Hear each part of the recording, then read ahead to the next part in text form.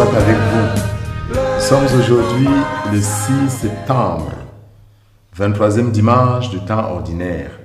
Dimanche passé, nous avons médité sur l'appel de Jésus à renoncer à nous-mêmes, à prendre notre croix et à marcher derrière lui. Et nous avons compris qu'il ne s'agissait pas de chercher la souffrance, mais plutôt d'aimer les autres comme Jésus lui-même, il nous a aimés. Il n'y a pas de plus grand amour que de donner sa vie pour ceux qu'on aime.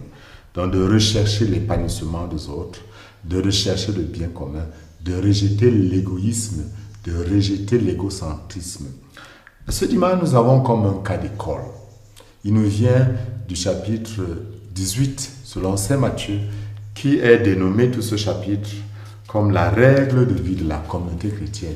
Dans ce chapitre, Matthieu énonce et définit la vie de la communauté chrétienne, le comportement de ceux qui adhèrent à Jésus et le mode de gouvernement de l'Église. C'est dans ce cadre que se situe le texte d'aujourd'hui, qui est fondé sur la correction fraternelle, la correction d'un frère qui a commis un péché, qui a offensé. Et c'est comme une mission d'un guetteur, d'une sentinelle, qu'évoque la première lecture. Ézéchiel chapitre 33, versets 7 à 9. La parole du Seigneur me fut adressée. Fils d'homme, je fais de toi un guetteur pour la maison d'Israël. Lorsque tu entendras une parole de ma bouche, tu les avertiras de ma part. Le guetteur, c'est l'antipode de ce que Caïn avait dit par rapport à son frère. M'as-tu nommé gardien de mon frère Abel? Nous sommes les gardiens les uns les autres. À cet effet, effectivement, la voix du guetteur, la sentinelle, est comme la voix de Dieu. Voilà pourquoi le psaume qui nous est proposé aujourd'hui dit ceci. Aujourd'hui, écouterez-vous sa parole. Ne fermez pas votre cœur comme au désert où vos pères m'ont tenté et provoqué. Et pourtant, ils avaient vu mon exploit. C'est l'acte de la correction fraternelle sortant de la bouche d'un frère est la voix de Dieu qu'il faut qu'on accueille. Mais c'est un acte très délicat et difficile. Donc, partant de l'enseignement de Jésus et même de la communauté dans laquelle Saint Matthieu dit, il énonce avec beaucoup de délicatesse les règles à suivre pour une bonne correction fraternelle et établit 3 niveaux. Cette gradualité est très importante. Premier niveau, ce niveau est secret. Saint Matthieu dit, si ton frère a commis un péché contre toi, va lui faire des reproches seul à seul. S'il t'écoute, tu as gagné un frère.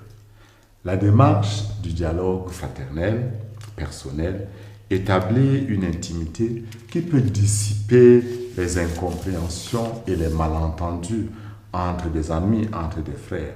Et donc, il peut mieux respecter la dignité et l'honneur de l'autre. Personne n'aura su, personne n'aura connu. La personne revient dans sa dignité. Mais quelquefois, ça ne fonctionne pas. Alors, il faut recourir au second niveau, celui des témoins. S'il ne t'écoute pas, prends en plus de toi 1 ou 2 personnes afin que toute l'affaire soit réglée sur la parole de 2 ou 3 témoins.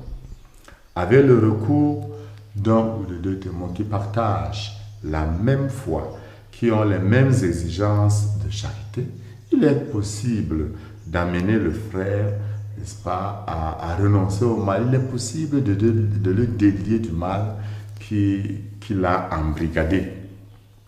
L'intermédiation, ça marche souvent. Mais il faut beaucoup de délicatesse, il faut du temps, il faut le dialogue, il faut la prière. Mais parfois, même avec 1 ou 2 témoins, même 3, ça ne marche pas. Alors, il faut arriver, si c'est un cas d'obstination, au remède extrême, c'est le 3e niveau, celui de l'assemblée ecclésiale entière.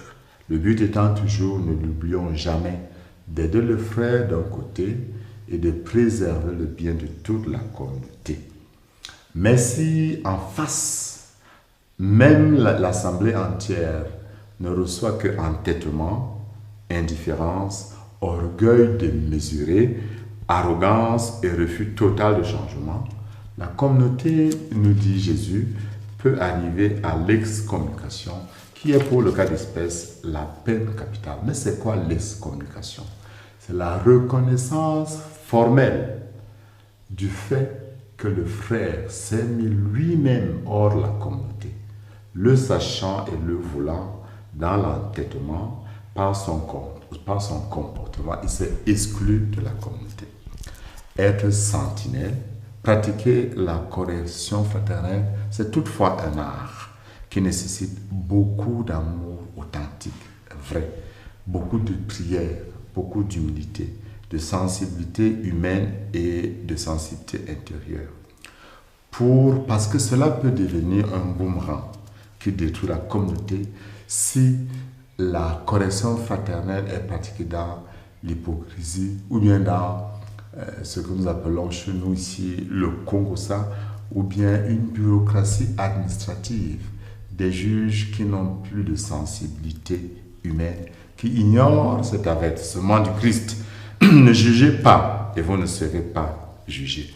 Mais la communauté, nous précise Jésus, a le pouvoir, comme nous l'avons vu avant, a le pouvoir de lier et de délier.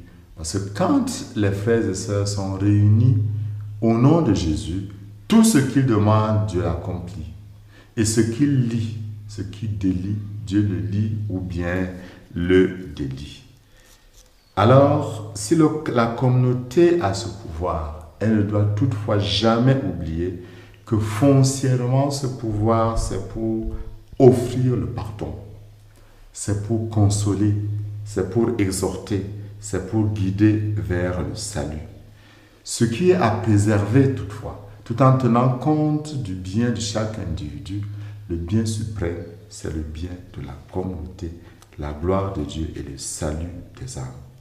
Habité par l'amour, perfection de la vie chrétienne, prenons le courage d'entrer dans la construction d'une église réelle, le courage de faire le premier pas pour la réconciliation, le pouvoir d'aller à 2 ou à 3 pour parler à un frère, mais aussi quelquefois le courage de décider pour le bien de la communauté. Ne dit-on pas chez nous qu'une seule dent fait pourrir la bouche? Il y a des contre-témoignages inimaginables dans notre église qu'il faut aussi avoir le courage d'effacer. Mais si cela vient après des efforts, après des tentatives, et qu'on voit l'obstination, le refus du changement, alors allons à ce cas extrême. Mais dans la prière, portant toujours le frère, dans la prière, Saint Paul dit, le Seigneur s'en charge.